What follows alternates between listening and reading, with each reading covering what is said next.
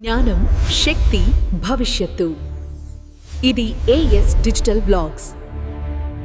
దేశం ఎలా తయారవుతుంది? కేవలం ఇటుకలు, రాళ్లతో కట్టేస్తారా? కాదు కదా. దానికి కావలసింది దార్శనికత, అలాంటి నాయకులు. స్వాతంత్రం వచ్చినప్పటి నుండి మన భారత గణతంత్రాన్ని తీర్చిదిద్దిన ఆ రూపశిల్పుల కథే ఈ విశ్లేషణ. మన ప్రయాణం 1947లో మొదలవుతుంది.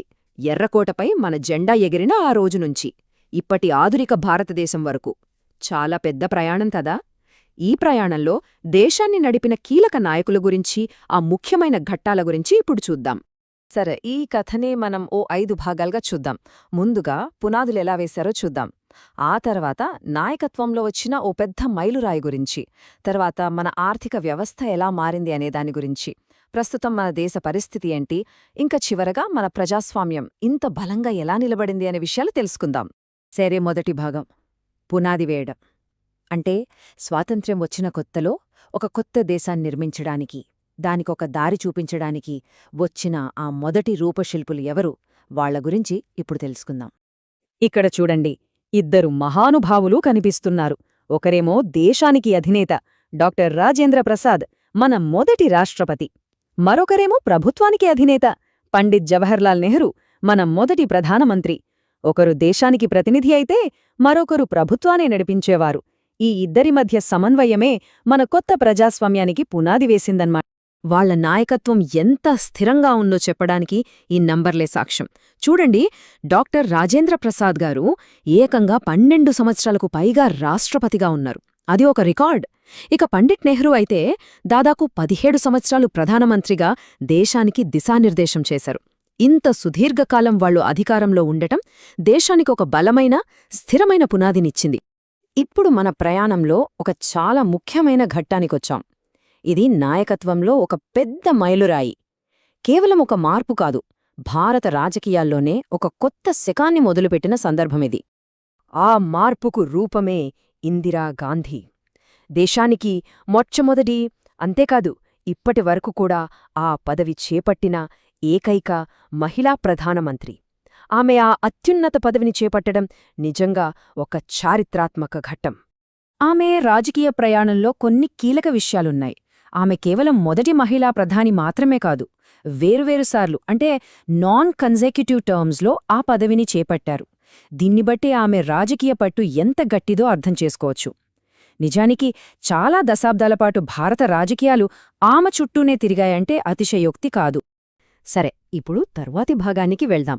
అదేంటంటే కొత్త ఆర్థిక వ్యవస్థను రూపొందించడం. 1991లో జరిగిన ఈ మార్పు ప్రపంచపటంలో భారతదేశ స్థానాన్ని పూర్తిగా మార్చేసింది. ఇది చాలా పెద్ద టర్నింగ్ పాయింట్. అసలు ఈ ఆర్థిక సరళీకరణ అంటే ఏంటి? సింపుల్గా చెప్పాలంటే ప్రభుత్వం తన కంట్రోల్ని తగ్గించడమన్నమాట. అంటే వ్యాపారాల మీద ఉన్న రూల్స్ తగ్గించి బయటి దేశాల నుంచి పెట్టుబడులు రావడానికి దారులు తెరవడం. దీనివల్ల మన ఆర్థిక వ్యవస్థ స్వేచ్ఛగా ఊపిరి పీల్చుకుంది. మొత్తం రూపురేఖలే మారిపోయాయి. ఇంత పెద్ద మార్పు వెనుక ఇద్దరు కీలక వ్యక్తులున్నారు.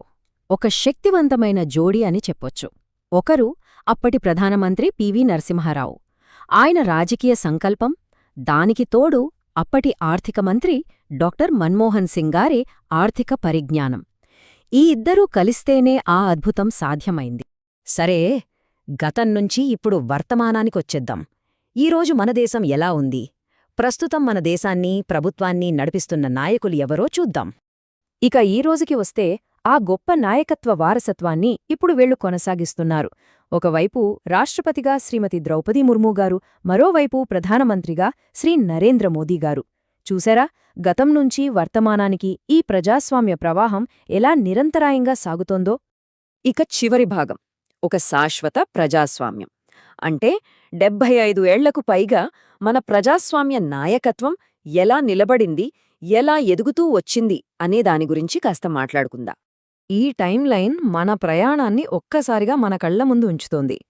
1947లో నెహ్రూగారితో మొదలైన పునాది 1966లో ఇందిరాగాంధీ రూపంలో వచ్చిన ఒక సాహసోపేతమైన మార్పు, 1991లో దేశ గతిని మార్చిన ఆర్థిక సంస్కరణలు, అక్కడ్నుంచి నేటి నాయకత్వం వరకు ఈ వారసత్వపు గొలుసు ఎంత బలంగా ఉందో కదా. సో మనం ఈ మొత్తం కథలోంచి గ్రహించాల్సిన ముఖ్యమైన విషయం ఏంటంటే 7 దశాబ్దాలకు పైగా ఒక నిరంతర నాయకత్వ గొలుసు ప్రపంచంలోనే అతిపెద్ద ప్రజాస్వామ్యాన్ని ఎన్నో మార్పుల మధ్య ఎంతో వృద్ధిపథంలో నడిపించింది.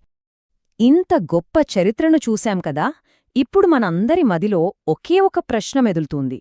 అదేంటంటే, భారతదేశ ప్రజాస్వామ్యం యొక్క తరువాతి అధ్యాయం ఎలా ఉండబోతోంది?